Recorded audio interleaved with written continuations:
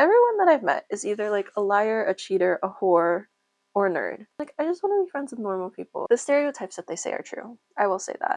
I've been yapping for 25 minutes.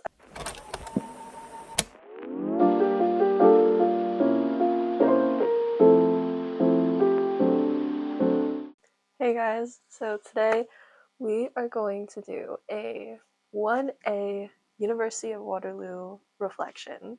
So I got this idea from a different YouTuber. Her name is Miriam. She, I think, is graduating in the winter, I think. Correct me if I'm wrong, but I watched her videos like years ago when I first got into Waterloo, and now I'm going into 3A in the fall, and I kind of want to make some reflections. I know they're kind of long overdue because I'm going into 3A and I'm going all the way back in my memory to 1A, but I still wanted to do it. I will also link her like channel down below, obviously for credits, because I can't take any credit for coming up with this idea on my own. Like, I totally took it from her. Go watch her videos. She's great. I still watch it to this day. I've never actually seen her on campus. I know we're both like in Waterloo at the same time, but I've never actually seen her on campus. So maybe one day, but for now, I'm gonna do my 1A term reflection. So first, let's just start with before even getting to Waterloo. Like, my mindset going into Waterloo was honestly really messed up. Now that I think about it, looking back, I did not have the right mindset going into Waterloo. I was simultaneously overconfident academically and also really insecure because I never took a CS class in my life before going to Waterloo. I honestly don't know how I got in. I can make a whole separate video about that. But I went having no confidence in my computer science skills, too much confidence in my math skills, and no friends because no one from my high school went to Waterloo. Like, I'm from Toronto, and I would have expected more people to get into Waterloo, but literally like one girl from my high school was going that I knew of, and she was in engineering, and I maybe see her like once on campus per semester, but like other than that, I never see a lot of people that I know on campus. My friends have a different experience though, like they had people coming from their school, but personally, I had no friends going. I also really wanted to join clubs, and because I was in student council in high school, so, and I was also on swim team. I did a ton of shit in high school, but I wanted to join something. I wasn't sure what that was. Once I got to Waterloo, I realized that nothing was really appealing to me, which was totally unfortunate. Again, I can talk separately about the culture at Waterloo, which is deserves a whole video in itself. But yeah, I was just overconfident academically, insecure about my CS skills, didn't have friends, wanted to join clubs, but I didn't actually end up doing that. Getting into my courses. So I took, how many courses did I take? I took 5 courses in first semester. I took CS 135, Math 137, Math 135, FR 192A, which is French, and SPCOM 223, which is public speaking. So let's go through these courses and see how I felt about them. CS 135. Now, remember, I said that I had 0 CS experience going into this program. I remember doing the very first assignment. I had met my now very close friend Franklin, and we were in DC like doing the assignment. And I remember like not understanding what a function was and having to ask him to explain to me what a function was because I just did not understand. And then we were learning racket, which, if you know, you know, but racket is not a useful language. I don't know why they teach it. I mean, I get it for recursion, but you honestly could do that with like C, which is at least a little bit more applicable. But like, that learning racket in that course was the stupidest thing. Okay, I didn't take CS in high school, as I said, but I knew people like Franklin who took CS in high school, and they also said that it was very different from what you would have done in high school. Like they were equally as confused. Maybe for like the first couple weeks it was fine, but then doing all like the recursion and like the other content that we were doing, eventually it was just out of scope for what you did in high school. So just because you did well in like high school CS does not mean that you're going to do well in Waterloo. It's definitely an advantage, but like it's not copy paste. Despite the whole like, oh, it's a first year course, like it's going to be easy. It is not easy.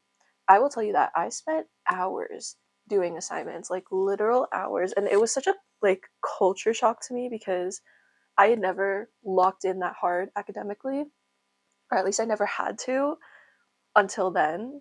And because I had to lock in so much, I like sacrificed extracurriculars, which looking back, I don't think I should have done that, but that is what happened.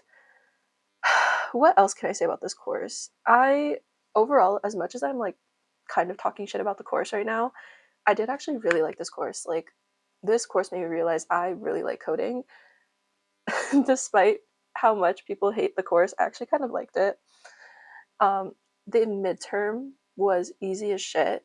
Uh, Not to say that if you did bad on the midterm, if you're watching this and you already took CS 135 and you're like, the midterm was really hard. I think for some people who aren't used to coding or you don't like coding, it's going to be a really hard midterm. But if you actually really like coding, it's a pretty easy midterm. Final as well was nothing like super crazy. It's very fair, very like related to the course content. If you do the assignments and everything, I think you'll be more than prepared to do the exam. Some advice I would give though is don't take CS 115 if you don't have to. I know people who like dropped to CS 115. Don't take CS 145 either. I have so much beef with the 145 or like the 14X courses. I don't think anyone needs them, so I don't recommend taking them. I also don't recommend 115 because it's pretty similar to 135. Like, yes, it is easier. If you're really struggling, like I would say try 135 first and then drop to 115 if you need to. But if you don't need to, like don't drop to 115. It's it's not that bad. Like don't let the marks scare you. It's pretty normal to get like 50s and 60s and like fail a midterm. So stay in 135 if you can. And I'm gonna get some water.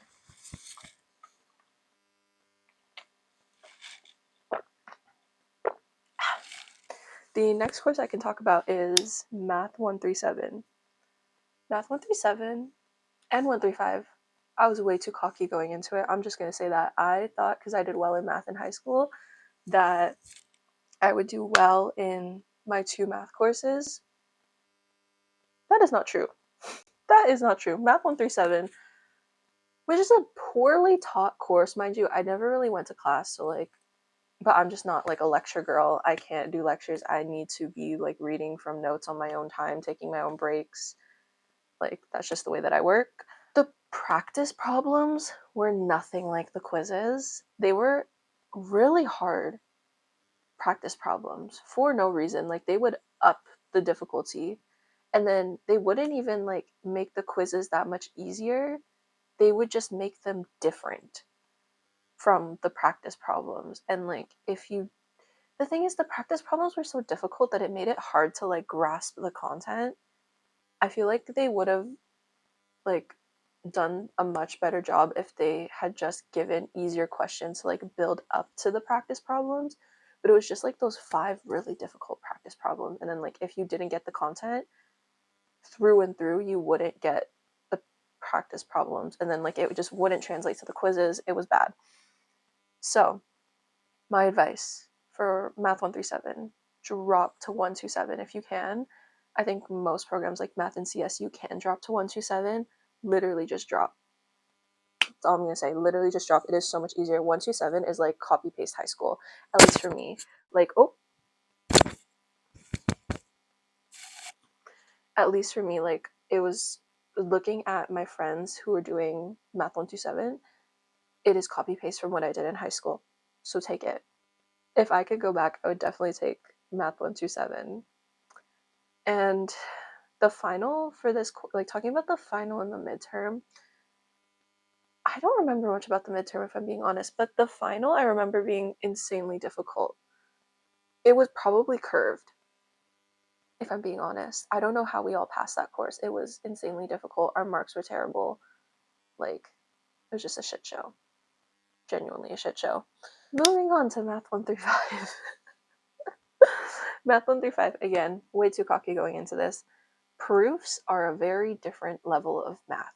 If you don't know what math 1 through 5 is, it is very different from like your basic high school math course. Like math 1 through 7 is very much just like calculus. Math 1 through 5 does proofs, which is a new kind of math. And if you're not used to it, like there's a really big learning curve. But I think once you get it, it is so easy. Like I look back at this course and I'm like, wow, like the content was really easy because it's really foundational for other math and CS courses that you're going to do.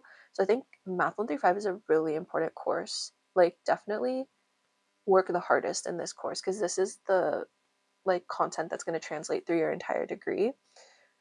Definitely also use the Mobius textbook if you can, if they still have that. Last time I checked, like last year, so fall 2024, they still had it.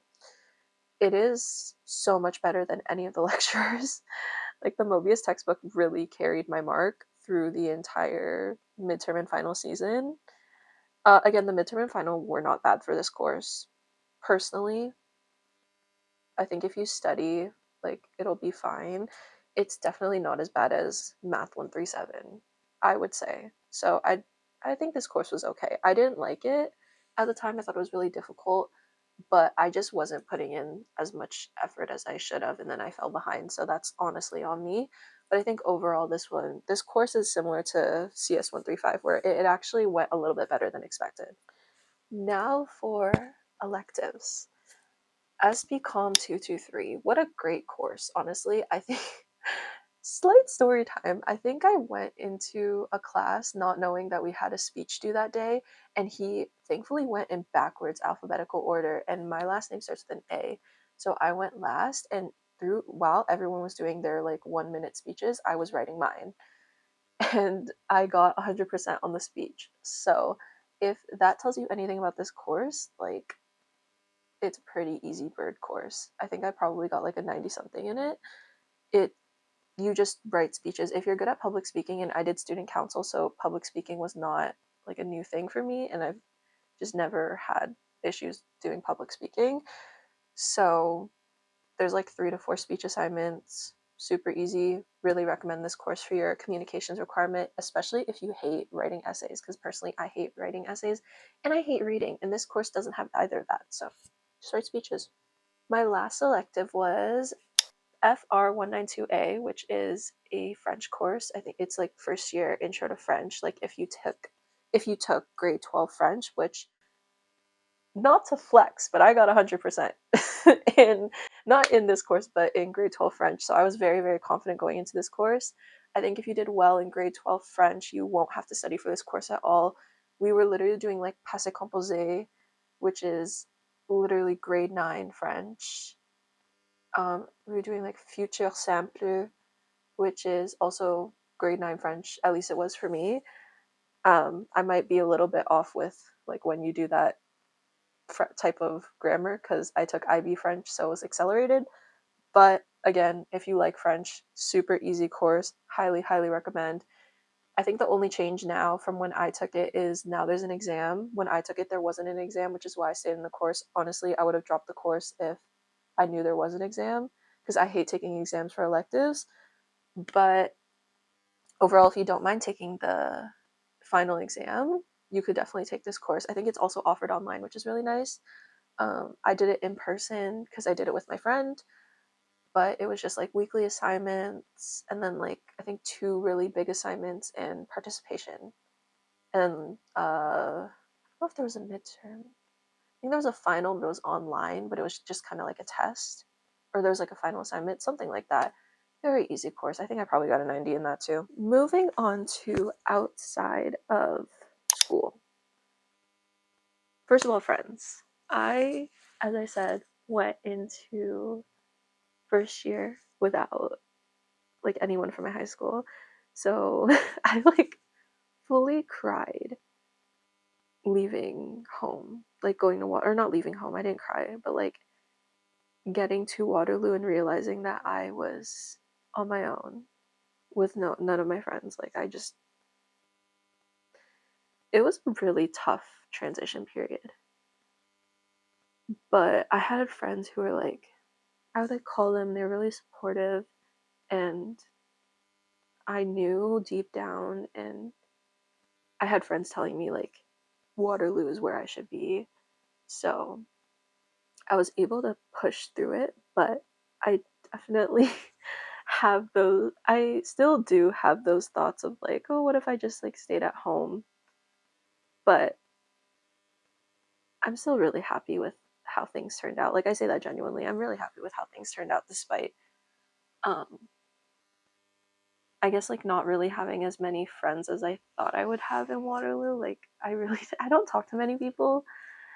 I have like two friends, honestly, and I made one before I went to Waterloo. There's a funny story with how I met her, but I met her on TikTok. Um, so I'm friends with her and then like one other person. So that's about it. The issue is like everyone at Waterloo is just kind of mid. I'm so sorry. Like, and I can talk about this another time. Everyone that I've met in Waterloo is either just a liar, a whore, like, or just sorry, my dog's hair is on my face. Anyways, everyone that I've met is either like a liar, a cheater, a whore, or a nerd. And I'm like, I just want to be friends with normal people. I met like three more normal people in Waterloo. That's about it. Like, the culture is just very, there was just a huge culture shock when I got there. But yeah, the stereotypes that they say are true. I will say that. Don't come for the social scene if that's important to you, because or at least like don't go to math or CS for the social scene. I think Eng has a bit of a better experience. Also, orientation sucked. I have so much beef with that. My two friends are on like the orientation team, and they still say that it sucks. So I think it's just like a Waterloo problem. That orientation is so bad. And I know orientation sucks at every school, but I think Waterloo's is like particularly worse for some reason. It is so bad. I would not pay for orientation again. Like I would just skip it. Honestly, if you're worried about missing orientation, just skip it. Not a fun experience. Okay. Next thing is living on residence. Living on residence was quite the experience. I lived in V1 in a single. It was not fun. If I'm being entirely honest, like I think if I was friends with people in my floor, it would have been more fun, which I made friends like in 1B, but I think 1A was just a very weird transition period where like I didn't really want to be living there. I had a boyfriend at the time, so I would like leave to go to his place, which was like out of Waterloo, but I did not like living there. I would go through cycles of like motivation and then just like pure burnout and borderline depression, and just like I think being alone in a single room made it infinitely worse. And as I said, I didn't have any friends, so I just kept to myself. I missed my friends from home. I missed my boyfriend at the time. Emphasis on at the time. But yeah, I think living on res was not a good experience. I'm definitely really grateful that I don't have to do that anymore. I think if you're more social than I am, which I'm not as extroverted as you may think, I think living on res will be okay for you, but just remember that people at Waterloo are mostly introverts, and the social life is a little bit difficult to navigate in Waterloo. I will say that. Okay, last thing before we finish it off, I just came up with a list of like my top 3 memories that I kind of just like want to remember and document. So, top 3 memories. I think my first is definitely making the two friends that I talked about, Helena and Franklin. Shout out to you guys. They they're they oh my gosh, I can't speak English. Helena and Franklin literally made my entire university experience this far, like all of my memories associated with Waterloo, almost all of them include them in some way, shape, or form.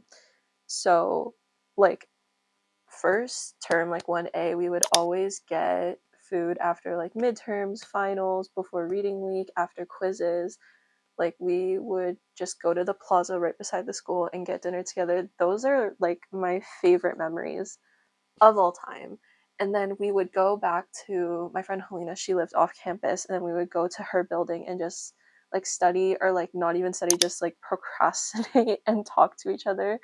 And just like, we were spending so much time together that even though it was 4 months, like we knew so much about each other just in those 4 months, because we were spending so much time together and doing everything together because we're all in CS. And like, those were just like sitting and studying together and procrastinating are some of my favorite memories. And I really hope I have pictures. I'm gonna try to put pictures here, or like videos or something, to show you what I mean. But there's just so many times where we, oh, and then, oh my god, I can't believe I forgot about this. We would like, if we wanted to stop studying, we would leave the study room and then just go to the very top of the building and sit in this stairwell and just talk for hours. Literally, like, Franklin fell asleep on the stairwell once. It was so funny. It was so funny, but those are my best memories. Hands down, my best memories of 1A and 1B, but mostly 1A. My second favorite memory was definitely like getting drunk in V1. If you're thinking about if you can bring alcohol to residence, you definitely can. Just don't get caught. We got a noise complaint once, but then we just like hid the alcohol, and they were like, "Guys, can you like shut the fuck up?" And we were like, "Sure."